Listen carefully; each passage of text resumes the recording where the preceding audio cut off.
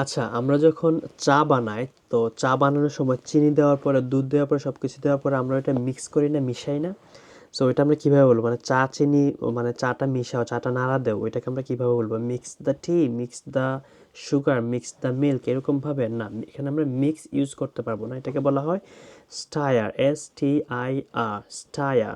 So stir the T, stir the coffee. আবার বলি না তরকারিটা নাড়া দেও।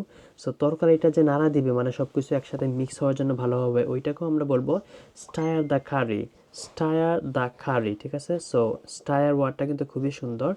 যেমন আমি স্টায়ার করছি, so I am stirring the tea, I am stirring the coffee, I am stirring the curry, she is stirring the curry. আবার যদি বলি তুমি কি তরকারি নাড়া দিয়েছো, have you stirred the curry, তুমি কি তরকারিটা নাড়া দিয়েছিলে? Have you stirred the tea well, তুমি কি চাটা ভালো করে নাড়া দিয়েছো? Yes, I have stirred the tea very well.